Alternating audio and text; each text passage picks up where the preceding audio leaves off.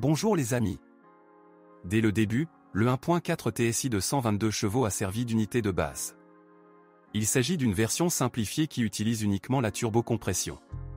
Bien que cette modification soit considérée comme plus fiable que l'option avec turbine et compresseur mécanique, elle ne mérite pas de recommandation.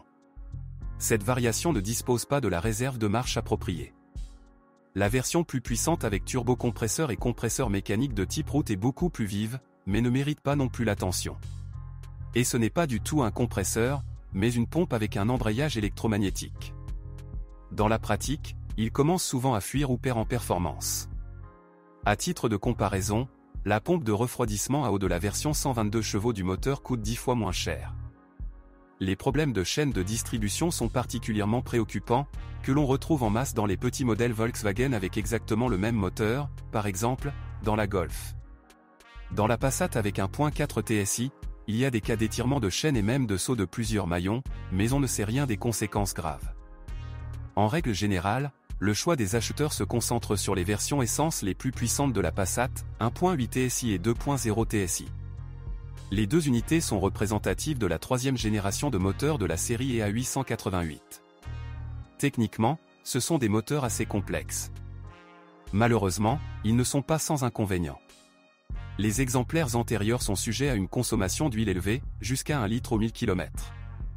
La raison en est la conception des anneaux. La maladie s'est manifestée après 50 à 100 000 km.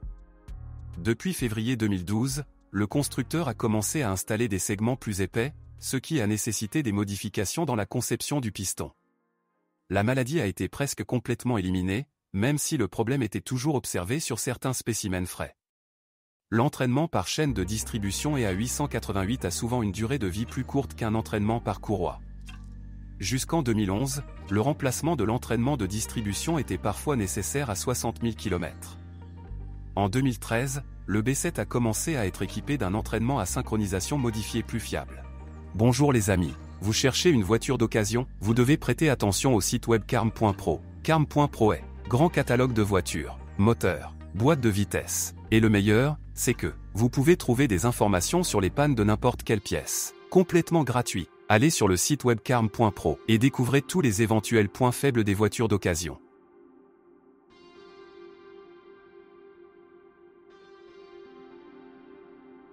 L'état de la chaîne de distribution et de la sortie de la tige tendeur peut être vérifié à travers une fenêtre spéciale.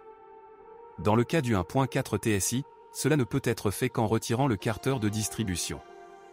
Le constructeur des moteurs 1.8 TSI et 2.0 TSI prescrit de remplacer les bougies d'allumage au moins une fois tous les 100 000 km. Il est préférable de réduire l'intervalle à 50 000 à 60 000 km. En raison de la contamination de l'électrode, le risque de surtension augmente. Cela entraîne une défaillance de la bobine d'allumage, située directement sur la bougie d'allumage. Heureusement, l'électronique reconnaît dans quel cylindre la combustion est mal organisée et coupe immédiatement l'injecteur correspondant. Cela évite la destruction du catalyseur due à une charge thermique accrue. De nombreux propriétaires constatent le fonctionnement instable du 1.8 TSI au ralenti. La maladie est le plus souvent observée après 50 000 km. Aucune pilule magique trouvée. Pour certains, changer le lieu de ravitaillement est utile, et pour d'autres, remplacer les injecteurs ou les bobines d'allumage. Après 50 000 à 100 000 km, le calculateur de pompe à carburant peut également tomber en panne, le moteur cale et ne démarre pas. L'arsenal du modèle conserve l'ancien 6 cylindres 3.6 FSI, développant 300 CH. Avec un tel moteur, la Volkswagen Passat se transforme en une fusée, qui ne peut être maintenue sur la route qu'à l'aide du système de transmission intégrale obligatoire 4 motions. Cependant, pour une excellente dynamique, vous devez payer des coûts d'entretien et une consommation de carburant élevée, environ 12 à 13 litres au 100 km. La VW Passat B7 était également équipée de moteurs diesel. Le plus petit avait un volume de 1,6 litres et le plus grand de 2,0 litres. Cette dernière existait en 3 versions. La variante désignée CFFB offrait 140 chevaux et CFGB 170 CH. Plus tard, le CFGC de 177 chevaux est apparu. Tous différaient par le système d'injection. Le plus jeune utilisait des injecteurs Siemens et celui de 2 litres utilisait Bosch. La durée de vie des injecteurs piézoélectriques dépend directement de la qualité du carburant. Quant au 2.0 TDI de 140 chevaux, le constructeur s'est enfin débarrassé du coup de pied gênant lorsque la pression de suralimentation augmente. Les 1.6 TDI et 2.0 TDI disposent du même système de recirculation des gaz d'échappement, EGR. Ils se composent d'un radiateur et d'une paire de vannes. Celui qui permet au gaz d'échappement d'entrer dans le refroidisseur est contrôlé pneumatiquement. Le deuxième, principal, qui envoie les gaz d'échappement dans l'admission, est à entraînement électrique. Des problèmes surviennent uniquement avec l'entraînement électrique de l'amortisseur principal. Il se bloque, ce qui entraîne une panne du moteur électrique pas à pas permettant de contrôler le registre. Les deux moteurs diesel sont conformes aux normes d'émission Euro 5, ce qui signifie qu'ils ne peuvent pas se passer d'un filtre à particules. Il fait partie intégrante du pot catalytique. En fin de compte, les moteurs diesel de la Volkswagen Passat B7 posent moins de problèmes que ceux de la B6. Contrairement à leurs homologues à essence équipés d'un entraînement par chaîne de distribution, les moteurs diesel utilisent une courroie de distribution. Malgré la ressource déclarée de la courroie de distribution de 180 000 km, elle doit être changée à un kilométrage de 90 à 120 000 km. La Passat B7 était équipée d'une transmission manuelle à 6 vitesses et d'un DSG robotisé, 7 et 6 vitesses. DSG 6 était uniquement disponible avec les moteurs 2.0 TSI et 2.0 TDI. Il n'y a pratiquement aucune plainte à ce sujet. DSG 7 n'a pas été sans surprise. Les plaintes sont apparues après 40 à 100 000 km. Le plus souvent, l'embrayage était changé, des vibrations et des à-coups se produisaient. Si vous tardez à remplacer l'embrayage, la mécatronique pourrait également tomber en panne.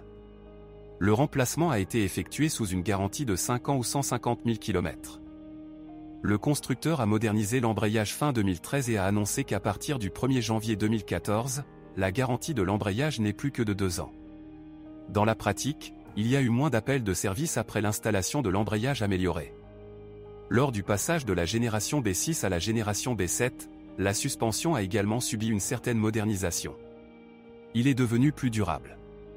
Si des bras inférieurs antérieurs en aluminium étaient utilisés sur l'essieu avant, alors dans la nouvelle Volkswagen Passat, ils ont commencé à être en acier.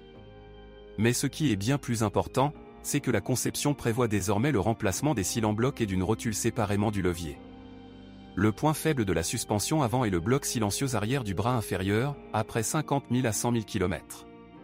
Lorsqu'il s'use, un bruit de cognement ou de grincement apparaît. Dans certains cas, les bagues de la barre stabilisatrice avant peuvent également vibrer. Heureusement, les bagues peuvent être sélectionnées parmi des voitures d'autres marques, notamment d'Opel Astra H, et remplacées après une série de manipulations simples. L'essieu arrière utilise une suspension multibras, qui a également subi quelques modifications. Le triangle supérieur a notamment été modifié. À cause de sa faute, la géométrie des essieux de la B6 était souvent perturbée, ce qui provoquait une usure prématurée des pneus arrière. Les roulements de roues, généralement ceux avant, peuvent bourdonner après 100 à 150 000 km. Les amortisseurs durent plus de 150 à 200 000 km. Après 150 000 km, des problèmes surviennent avec la crémaillère de direction. Et en hiver, la direction assistée électromécanique tombe parfois en panne. La raison réside dans le logiciel. Lorsque vous contactiez le service officiel, le problème était généralement résolu en mettant à jour le logiciel. En dernier recours, j'ai dû changer la crémaillère de direction, sous garantie. En hiver, après avoir visité les lave-autos, les serrures des portes gèlent souvent. Dans ce cas, les portes avant arrêtent de se fermer, ne claquent pas, jusqu'à ce que la voiture se réchauffe. Lorsque vous essayez d'ouvrir les portes arrière, le câble de verrouillage peut se détacher. Si vous connaissez d'autres dysfonctionnements de modèle, assurez-vous d'en parler.